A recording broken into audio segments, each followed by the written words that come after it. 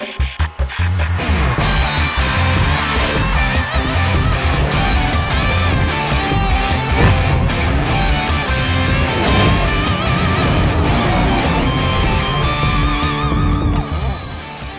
আমন্ত্রণ। খেলাধুলা নিয়ে ইন্ডিপেন্ডেন্ট টেলিভিশনের নিয়মিত আয়োজন যত খেলায়, সাথে আছে ফরিদা বক্তিয়ারা। শুরুতেই জানাবো শিরোনাম। নিরাপত্তা শঙ্কায় টাইগারদের পাকিস্তান সফরে অনিশ্চয়তা, নির্ধারিত সূচিতে বিকল্প সিরিজ আয়োজনের পরামর্শ নান্নুর।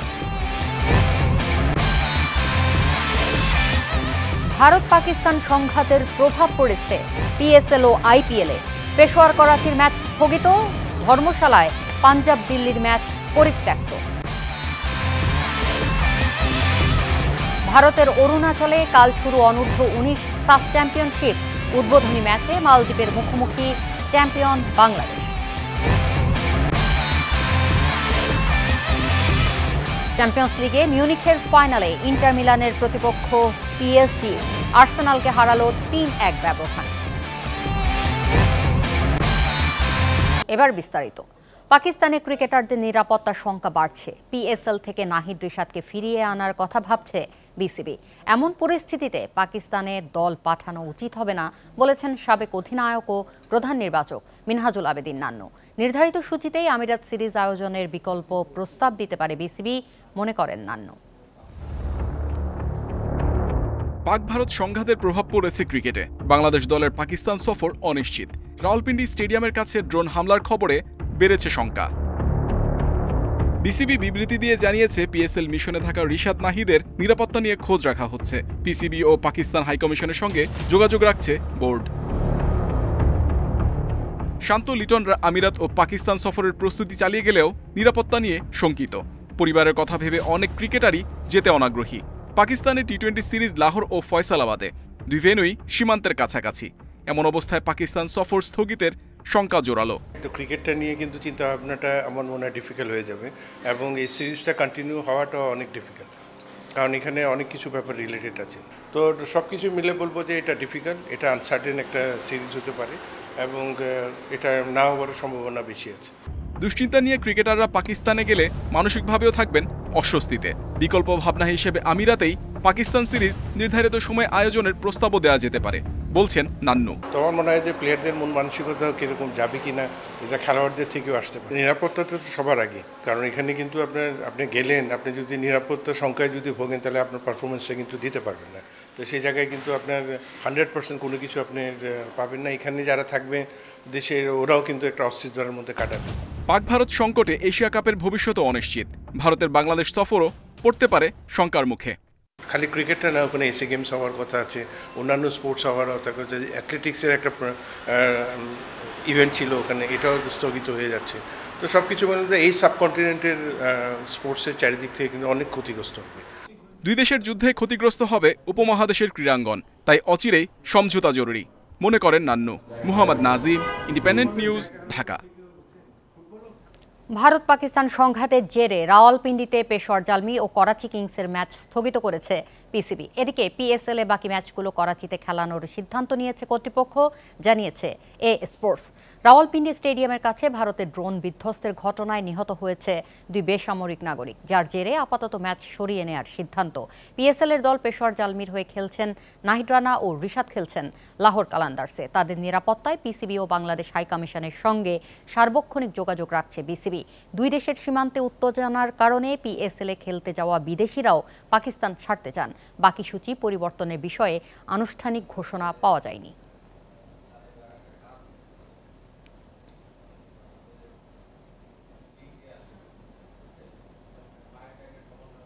ভারত পাকিস্তানের চলমান উত্তেজনার প্রভাব পড়েছে আইপিএলে। বাতিল হয়ে গেছে ধর্মশালায় শুরু হওয়া পাঞ্জাব কিংস ও দিল্লি ক্যাপিটালসের চলমান ম্যাচ। জম্মুতে পাকিস্তানের আক্রমণের পরেই মাঠের আলো নিভিয়ে দেওয়া হয়, দর্শকদের মাঠ ছাড়ার নির্দেশ দেওয়া হয়। ভারতীয় ক্রিকেট বোর্ডের দাবি, স্টেডিয়াম সংলগ্ন এলাকায় বিদ্যুৎ না থাকায় মাঠের আলো নিভিয়ে দেওয়া হয়, যে কারণে ম্যাচটি বাতিল করা হয়েছে। তার আগে টস জিতে ব্যাটিংয়ে নামে পাঞ্জাব। 10 ওভার 1 বল পর্যন্ত খেলে 1 উইকেট হারিয়ে করে 122 রান। এরই মধ্যে আইপিএলে ধর্মশালার ম্যাচের ভেন্যু পরিবর্তন ঘোষণা করা হয়। রবিবারের ম্যাচ হবে আহমেদাবাদে।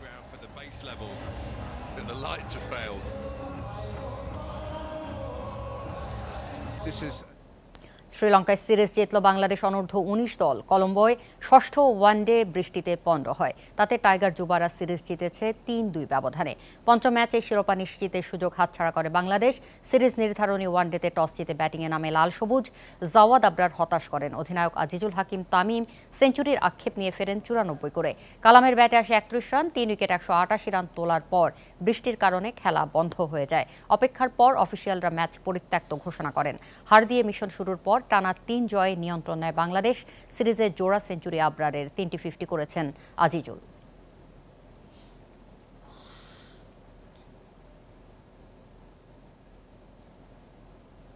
ভারতের অরুণাচল প্রদেশে কাল শুরু অনূর্ধ্ব ১৯ সাফ চ্যাম্পিয়নশিপ। টুর্নামেন্টে ডিফেন্ডিং চ্যাম্পিয়ন বাংলাদেশ উদ্বোধনী ম্যাচে লড়বে মালদ্বীপের বিপক্ষে। খেলা শুরু বিকেল 4:30টায়। শ্রেষ্ঠত্ব ধরে রাখার লক্ষ্যে আত্মবিশ্বাসী অধিনায়ক ফয়সাল। কোচ ছোটনও শিষ্যদের সামর্থ্যে আস্থা রাখছেন। পাকিস্তানের সংঘাতে ভারতে উত্তপ্ত পরিস্থিতি। অরুণাচল প্রদেশে অবশ্য ফুটবলের আমেজ। শুক্রবার থেকে এখানেই অনূর্ধ্ব ১৯ সাফ চ্যাম্পিয়নশিপ। ৬ দল নিয়ে ১০ দিনের টুর্নামেন্ট। ২ গ্রুপের সেরা ৪ দল খেলবে সেমিফাইনালে। ডিফেন্ডিং চ্যাম্পিয়ন বাংলাদেশ এ গ্রুপে। উদ্বোধনী ম্যাচে মালদ্বীপ আর একদিন পর ভুটানের বিপক্ষে লড়াই। অরুণাচল পৌঁছে 2 দিন অনুশীলনের সুযোগ মিলেছে লাল সবুজের। সাফজয়ী নারী দলের কোচ গোলাম রব্বানী ছোটন এবার যুবাদের শ্রেষ্ঠত্ব ধরে রাখার মিশনে দায়িত্বে। আমরা ভালো প্রস্তুতি নিয়ে এসেছি। ম্যাচ বাই ম্যাচ এগোতে চাই। আপাতত সব ফোকাস এই ম্যাচকে ঘিরেই। টুর্নামেন্টকে সামনে রেখে যশোরে ক্যাম্প হয়। ট্রায়াল দিয়ে দলে ঢুকেছেন 2 প্রবাসী আব্দুল কাদির ও ফারজাদ আফতাব। অরুণাচলে টার্ফের মাঠে খেলা, কন্ডিশনের সঙ্গে মানিয়ে পারফর্ম করার চ্যালেঞ্জ যুবাদের। মালদ্বীপকে হারিয়ে সেমির পথে এগিয়ে থাকতে চান অধিনায়ক। আমরা সেভাবে প্রস্তুতি নিয়ে আমাদের এখানে আসা। তো মালদ্বীপ অনেক ভালো টিম, ওদের এই ম্যাচে খেলা অনেক টাফ। তবে আমরা আমাদের জায়গা থেকে সর্বোচ্চটা দেওয়ার চেষ্টা করব। ইনশাআল্লাহ আমরা ভালো খেলে মাঠ ছাড়ব। নিরাপত্তা ইস্যুতে সর্বোচ্চ সতর্ক আয়োজকরা। সার্বিক পরিস্থিতি নিয়ে সন্তোষ প্রকাশ করেছে সাফ কর্তৃপক্ষ। Kamrul Hasnat, independent news.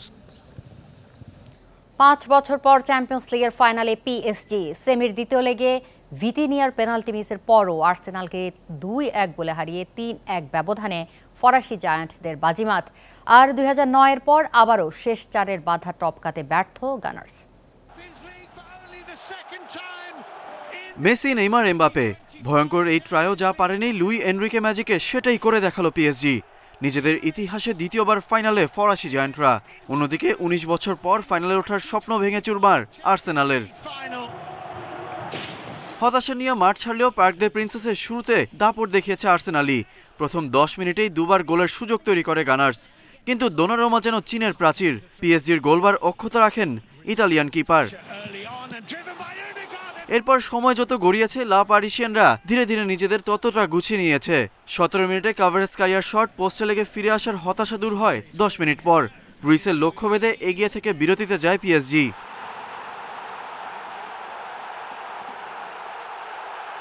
দ্বিতীয়ার্ধে আক্রমণে আরও ধার বাড়ায় আর্সেনাল, কিন্তু দোনারুমার দৃঢ়তায় গোল বঞ্চিত গানার্স। অন্যদিকে 69 মিনিটে ভিতিনিয়ার পেনাল্টি ঠেকিয়ে অতিথিদের লড়াইয়ে রাখেন ডেভিড রায়া। কিন্তু 3 মিনিট পরই হাকিমির লক্ষ্যভেদ। 2 লেগ মিলিয়ে পিএসজি এগিয়ে যায় 3-0 ব্যবধানে। আর সেই সঙ্গে ম্যাচ থেকে ছিটকে যায় ইংলিশ জায়ান্টরা। 76 মিনিটে সাকার লক্ষ্যভেদে ম্যাচে ফেরার আভাস দিয়েছিল আর্সেনাল। 4 মিনিট পর এই সাকাই আরেকটি গোলের সুযোগ পেয়েছিলেন। ম্যাচের শেষ বাঁশি বাজে গানার্সের সুযোগ কাজে লাগাতে না পারার হতাশা নিয়েই। 1 জুন শিরোপা লড়াইয়ে মিউনিখে ইন্টার মিলানের মুখোমুখি হবে পিএসজি।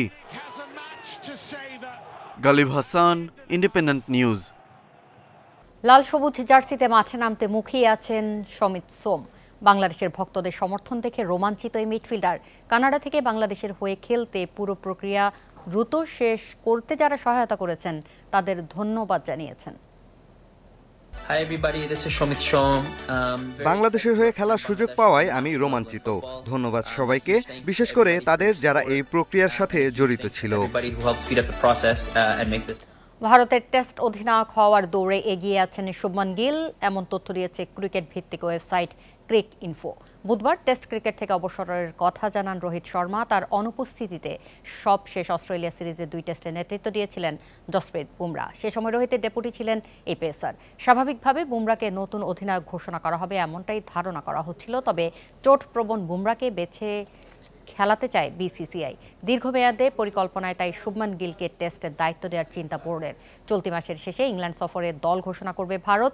ওই সিরিজ দিয়ে নতুন ওয়ার্ল্ড টেস্ট চ্যাম্পিয়নশিপ চক্র শুরু হবে টিম ইন্ডিয়ার।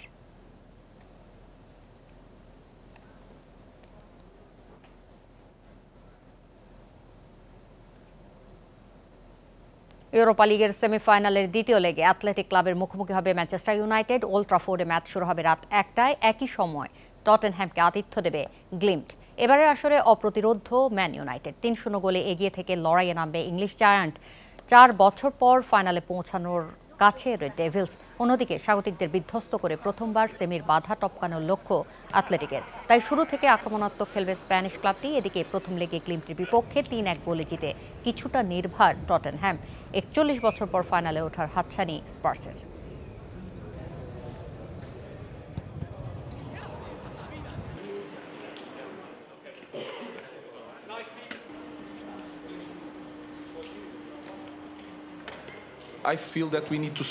কত গোলে এগিয়ে আছি সেটা নিয়ে ভাবতে চাই না। ছেলেদের বলেছি ফাইনালে যেতে হলে গোল করতে হবে, ম্যাচ জিততে চাই আমরা। প্রিমিয়ার লিগে সবশেষ ম্যাচে হারের অভিজ্ঞতা অ্যাথলেটিকের বিপক্ষে কাজে আসবে। 21 বছর হলো আমরা কোনো ইউরোপিয়ান ট্রফি জিতি না। এবার শিরোপা উৎসব করতে চাই। ছেলেরা কঠোর পরিশ্রম করেছে। গ্লিম্টের মাঠে লড়াই হলেও জয়ের ব্যাপারে আশাবাদী আমি। এই ছিল আজকের যত খেলা। ইন্ডিপেন্ডেন্ট টেলিভিশনের সব খবর বিস্তারিত জানতে চোখ রাখুন ফেসবুক, ইউটিউব ও এক্সে। আমন্ত্রণ পরের আয়োজন।